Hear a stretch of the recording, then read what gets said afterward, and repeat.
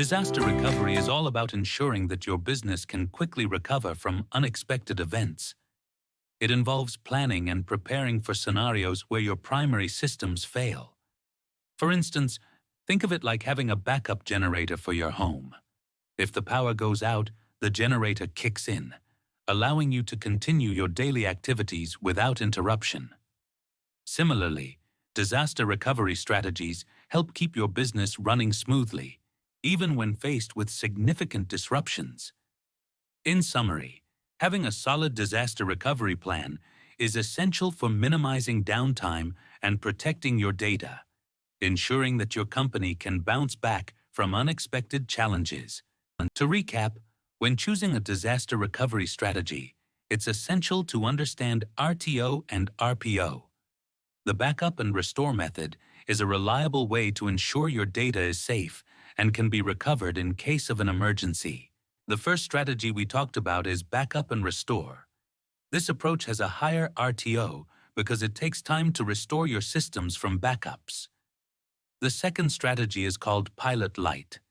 In this method, you keep minimal resources ready in another region. For example, you might have a small EC2 instance and an RDS replica always on standby. If a disaster occurs, you can quickly scale up these resources to create a production-ready environment.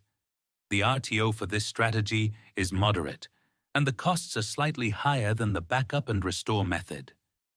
Finally, we have the active-active strategy, which we will explore further. In summary, the Pilot Light strategy allows for quicker recovery than backup and restore, but it does come with increased costs.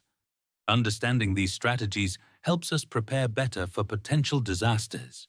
In this setup, if one region experiences a failure, the traffic is automatically redirected to another region.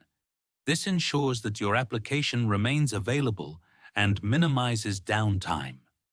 The recovery time objective, RTO, and recovery point objective, RPO, are both kept to a minimum, which is great for maintaining service continuity. However, it's important to note that while this approach offers high availability, it also comes with increased costs and complexity. For our lab flow, we will deploy a small application in the primary region using EC2 and RDS. Think of it like having multiple highways for your cars. If one highway gets blocked, the cars can easily switch to another highway without getting stuck. In summary, this advanced approach enhances availability, but requires careful consideration of costs and complexity. In a Pilot Light scenario, we will create a minimal environment in another region. This means we will have just enough resources running to keep our application ready for a quick scale-up if necessary. After setting this up, we will conduct a scale-up test to see how well it performs under increased load. On the other hand, in an active-active setup, we will configure a simple multi-region setup using Route 53 for failover routing. This allows us to have multiple active environments that can handle traffic simultaneously, improving our application's availability. Through these strategies, we will observe the recovery time objective, RTO, and recovery point objective, RPO, for each setup, and validate how the failover behaves. In summary, we are exploring different backup strategies to ensure our applications remain resilient and available. One major mistake is limiting your efforts to just taking backups. While backups are crucial, they are not enough on their own. Another mistake is not configuring minimal resources for a Pilot Light strategy. This strategy is designed to keep essential services running with minimal resources, but if you don't set it up correctly, it can lead to problems when you need to recover.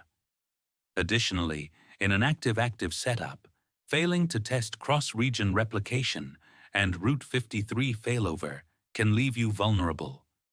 These tests are essential to ensure that your systems can handle failures effectively. Think of it like preparing for a storm. You wouldn't just gather supplies, you'd also check your emergency plans and ensure your backup systems are ready to go. In summary, when choosing a disaster recovery strategy, always consider cost, recovery time objectives, recovery point objectives, and the complexity of your setup. This careful planning can save you a lot of trouble in the long run. First, we have the backup and restore strategy.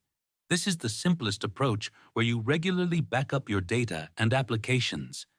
In case of a failure, you can restore everything from these backups. It's effective, but can take time to get back online. Next is the pilot light strategy. This method keeps a minimal version of your application running in the cloud. When there's a failure, you can quickly scale up the resources to get everything back to normal. It's a good balance between cost and recovery time. Finally, we have the active-active strategy. This is for businesses that need high availability. Here, multiple instances of your application run simultaneously in different locations. If one goes down, the others keep working, ensuring minimal downtime. In summary, these strategies range from simple backups to complex setups that ensure your services are always available.